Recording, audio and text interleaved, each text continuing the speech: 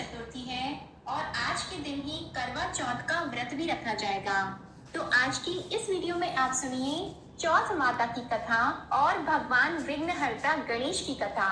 माना जाता है कि चौथ माता का व्रत और कथा के साथ भगवान गणेश की कथा सुनने से व्रत का पूर्ण फल प्राप्त होता है। पौराणिक कथा के अनुसार एक गांव में एक सेठ सेठानी थे।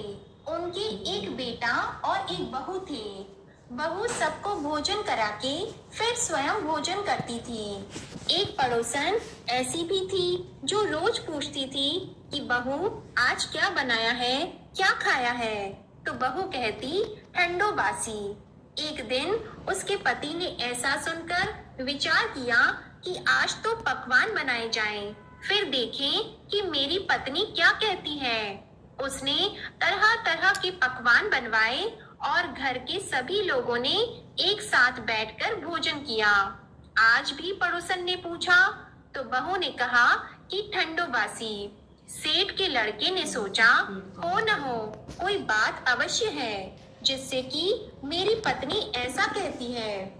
उसने पत्नी से पूछा तुम रोज ठंडो बासी खाया ऐसा क्यों कहती हो, जबकि हम सबने एक साथ बैठकर कई तरह के पकवान खाए। उसकी पत्नी बोली हम जो खा रहे हैं वह बाप बूढ़ों की कमाई है। जिस दिन आप कमा कर लाओगी उस दिन मैं समझूंगी कि ताजा भोजन कर रहे हैं। अब एक दिन लड़के ने माँ से कहा मैं एक बड़े शहर में कमाई करने जा रहा हूँ। माँ बोली बेटा अपने पास इतना धन है कि खाया नहीं खत्म होगा। माँ के मना करने पर भी बेटे ने स्वयं कमाने का दृढ़ निश्चय कर लिया और जाते समय पत्नी से कहा मैं जब तक कमाकर बहुत सा धन लेकर न आऊं तुम चूल्हे की आग मत बुझने देना।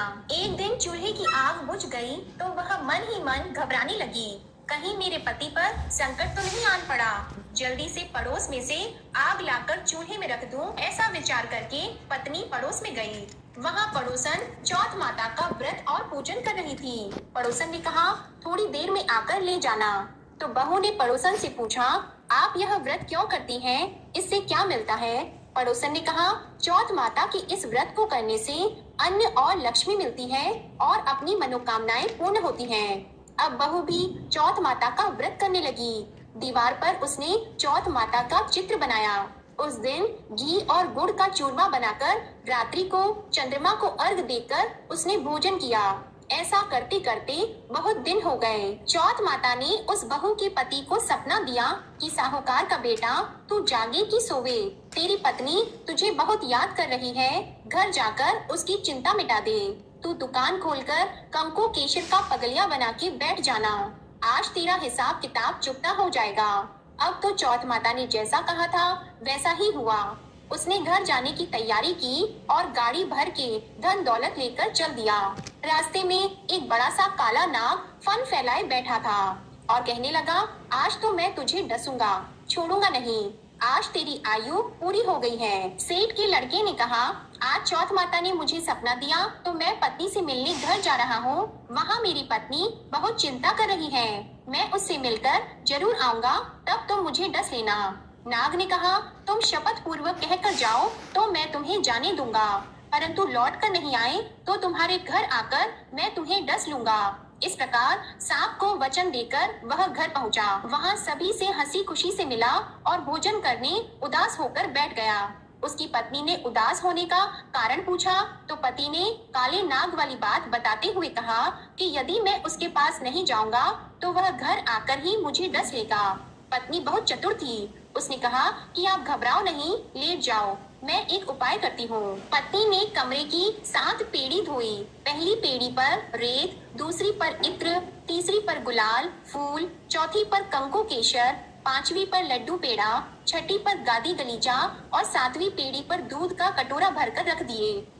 लेटेस्ट फैशन ढूंढने का एंडलेस सर्च।